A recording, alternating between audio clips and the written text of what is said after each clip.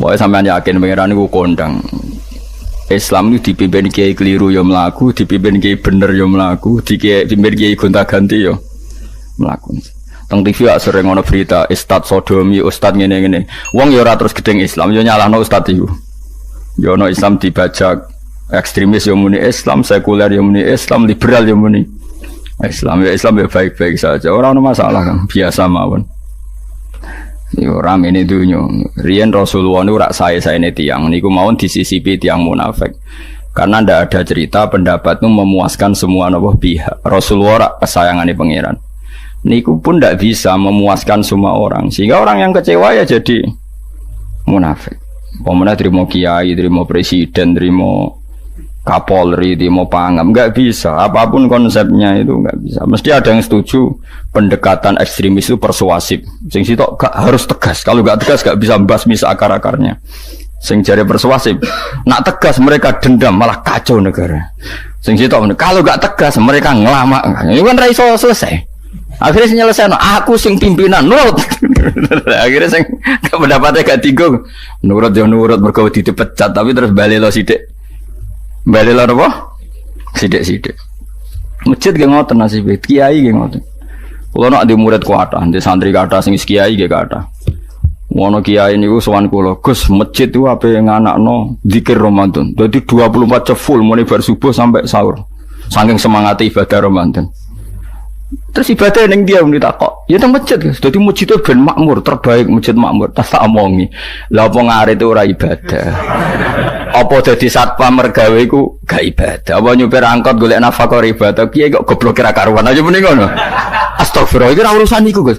Ya urusane mergo ketakmir dadi ben keren, pas ketakmir masjid rame ngono. Berarti sing nama baiknya kan kuwe. Nak pengiran ra butuh iku, pengiran kepingine seorang bapak golek nafkah. Anake kepingine sekolahan ya satpam teko, ora teko alasane itikaf. Kepingine pangeran ya bis sing tetep jalan, dadi wong sing nyetop iku ana bis aja kok mandek mergo itikaf ayo mending. Kecewa lho. Wis bae ku piye dicapik ra dukung. Padahal kula yo nyucup yo hormat, tapi tetep gremeng mergo idenya enggak keturutan. Ya kula yo ngerti rai-rai ngono iku yo biasa wae, cara kula biasa. Tapi sesuai sadar deh. Bareng ngajak wong dora gelem akhirnya sadar. Jebule ngandel jenengan nggo sembang kula ya suwi wong luwih ngandel aku di bangku. Lah bento tapi ngandel kowe ya. Wong aliran sesat ta. Ya masjid itu anggere sono salat jamaah iku ya wis rame cara pangeran. Ora perlu rame banget. Nak rame banget terus bakal pentol leren, satpam leren, supir angkot leren. Iku jek sepele. Dokter leren. Wong ape loro. Ape lara ape berobat ra iso. Nak larane emergensi astagfirullah minna minkum taqabbal ya karim. Ajane semburu leren maling leren, copet leren, iku ape nek iso ngumpul iku. Makanya ngaji iku ambek wong alim kan, karena orang alim tuh yang tahu duduk perkaranya agama. Seorang lagi yang tahu duduk perkaranya agama. Nabi itu kalau ngendikan itu sampai sahabat itu gak bisa menampung. Kadang menyebut kebaikan satu majelis sampai 63 sampai 70. Misalnya Nabi ngendikan al-imanu bid'un wasituna bid'ah. Iman itu ada 63. Terus nyebut terus. Pertama ngendikan a'laha la ilaha illallah, tertinggi adalah kalimat tauhid. Wa adnaha imatatul adza anit thariq, terendah adalah menyingkirkan hal-hal yang mengganggu tiang apa? Mukmin atau mengganggu jalan. Terus ngendikan seperti itu. Sehingga pernah suatu saat Rasulullah itu ngaji di masjid. Rasulullah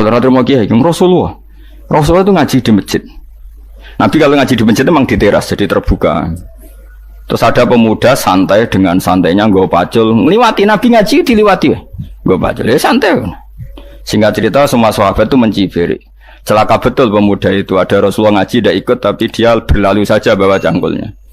Kata Nabi, kamu jangan komentar demikian. Jika dia kerja menafkahi ibunya yang lemah atau anaknya yang lemah, dia juga ibadah dan itu juga sunnahku. Akhirnya sahabat mereka sadar. Jadi untuk meramaikan Islam itu tidak harus semuanya ngaji di masjid. Yang apa kerja ya ben kerja. Yang penting orang jadi germo, orang pengedar narkoba. Nah, itu orang kerja, kang perusakan. Jadi sebetulnya orang tuh nggak bisa mengatakan kerja mau pengedarkan narkoba itu ndak. Pengrusakan tuh namanya. Tapi kayak adol pentol, terus hal-hal yang halal itu namanya apa? Kerja. Dan kerja itu ibadah. efek dari perikiran ulama yang seperti ini, akhirnya masjid daerah ulama itu sepi-sepi. Mergo ngomong ngono terus wong wae nak ngono ora perlu ning masjid. Lah iku kesimpulane sing salah. Kok terus kesimpulane nak ngono ora perlu ning masjid bar saiki. Maksudnya orang ngono sing di aktivitas nggih monggo. Nek sing ada aktivitas timbang turu ning omah akhire aduk ibadah ning masjid aja aduk turu ning masjid. Nah, akhirnya daerah-daerah tertentu yang akeh ulama mesti masjidnya sepi, tak jamin. Jajal gitu loh nih Rembang. Oh tambah sepi, karena ulama cara berpikir, jauh kerja ya, ibadah ngernet ya, ibadah mulang ya ibadah. Akhirnya mau masjid pas tarawih. Iku yang golek sing cepet. Tapi kunane kuno, Nabi sekalipun itu yang namanya orang yang mendengar, tetap ada yang menolak. Konsep perang di luar kota itu kan secara teori militer itu rasional. Bikin kontak ya rasional. Tapi orang yang berpendapat tadi, ya Rasulullah kita di rumah saja, itu ya gelo. Kayak tadi orang yang ingin memakmurkan masjid kemudian kan saya seperti itu ya gelo. Kalau pikiran saya, suatu saat dia sadar, intinya sadar, terus sowan saya sadar. Karena ya muridnya ada murid beda angkatan ya, dia semi-semi teman sama saya. Tak omongin ini, cong kowe nak pancen seneng masjid tenan, masjid itu sudah jadi problem bagi umat. Misalnya gini, ojo sampai kenapa orang nyupir angkot demi nak mirno masjid, kenapa orang tugas satpam demi makmurno masjid. Berarti masjid ini menjadi problem penghalang dari sistem sosial ekonomi. Kowe seneng masjid darani problem, kowe seneng masjid dianggap kambing hitam. Ya sudah, sholat jamaah saja, sholat jamaah di masjid. Terus yang nganggur-nganggur ya ke masjid. Tapi kalau yang sibuk ya monggo, asal itu halal ya ibadah. Ketika Nabi setiap aktivitas muslim asal halal itu apa? Ibadah.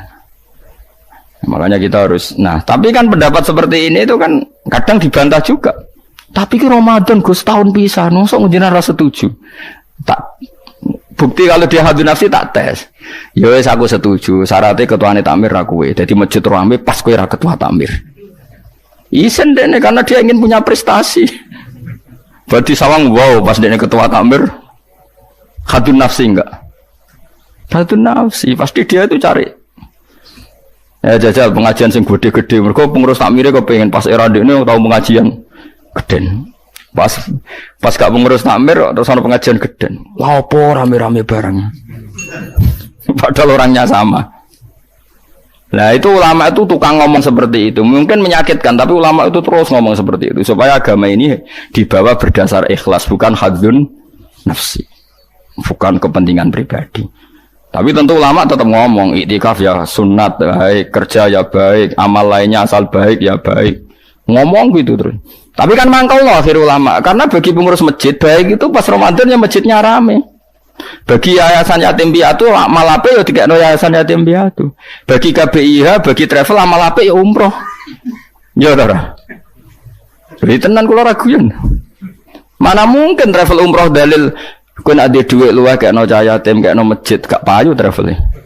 Tapi dalile al umroh ilal umroh kafaratun lima bainahuma. Umroh itu yang mengkafaroi dosa.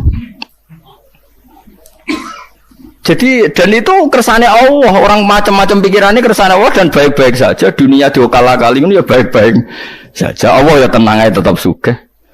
Cuma ulama harus ngomong seperti saya. Jadi karena keterbatasan manusia sehingga yayasan yatim piatu mesti ngomong seakan-akan ibadah terbaik yang nyumbang yatim piatu. Nanti yang di travel ibadah terbaik ya sowan Nabi umroh. Nanti sing jamaah thariqah ya ibadah terbaik itu thariqah. Semua dan itu semuanya baik gak masalah, kita tidak masalah. Tapi kalau memaksa orang lain harus seperti itu dan mengkerdilkan kebenaran hanya surahnya gambarannya seperti itu, kita sebagai ulama harus melawan. Karena Nabi dawuh kebaikan itu sekian jumlahnya. Terus Nabi menyebut di satu majelis itu 60. Sampai yang di antara yang disebut itu nganti ana sing jorok. Wa fi buti ahadikum sedekah. Kowe ngeloni bojomu iku sedekah. Sampai sahabat takok, "Ya Rasulullah, masa urusan gitu ibadah?" Ayat ahaduna syahwatahu wa huwa la ilaihi ajrun. Masa urusan kelon itu ganjaran ibadah. Terus Nabi jawab kata Nabi faqih falawadu'a fi haramin akana alaihi wisrun. Kalau andikan dia meletakkan mental seknya atau aktivitas seknya di luar yang halal, apakah itu tidak dosa? Iya ya Rasulullah. Terus kata Nabi wa kadzalika, begitulah kalau diletakkan di halal dia juga dapat apa paha. terakhir Nabi ngendikan takufu syarraka anin nas fa innaha shadaqatun minka ala nafsik. Jika kamu itikaf di masjid tidak bisa, adol pentol tidak bisa, jadi satpam tidak bisa, aktivitas sosial yang menguntungkan orang lain tidak bisa. Takufu syarraka anin nas. Yang penting kamu tidak berbuat buruk yang merugikan manusia. Sehingga sampai ada riwayat dari orang sufi, ibadahnya orang zaman akhir itu tidur. Karena anak tidur itu gak ganggu wong. Iya. Paling bojo tok sepeten. Tapi kan yo nyopet yo ora, zina yo ora, ndelok wong ayu yo ora. Nah, itu sampai Nabi terakhir nyebut. Dari sekian kebaikan tuh kalau enggak mungkin kata Nabi takufu syarraka anin nas fa innaha shadaqatun minka ala nafsik. Sementing kamu tidak melukai atau merugikan orang apa? Sehingga misalnya ulama kok ngerti ada orang tidur di rumah, wong apik, gak ganggu wong. Ana bajingan mati, wong apik, iso bajingan meneh. Nah, akhirnya masyhur orang krono bajingan mati, kiai tenan yo. Saya ge mayit niku, wong gak siap nih saya. Bajingan sih. Saya padahal ning atine kiai nek mati ya apik dong ora iso bajingan. Akhir dari bajingane ya wis mati. Lha sekarang ngakhiri bajingan apik ta elek? Apik. Berarti matine elek ta apik? Apik. Maksudnya kiai apik matine ora apik wonge. Lah ngomong gak trimo pikirane apik iku. Wonge lagi kiai ndake pinter maksudnya. Apik ge niki. Ngomong keberatan. Ayo menapik. Ya saya kan wedi yo. Nggih apik. Lah itu ilmu. Jadi ngaji ilmu itu orang harus punya kesiapan pendapat meskipun itu kita tidak siap. Besi wa wasa antakrahu syai'a wa huwa khairul lakum. Pendapat itu meskipun kamu kadang tidak cocok, bisa saja menurut Islam itu ini lebih apa? Baik, karena tadi kebaikan itu sekian bentuk.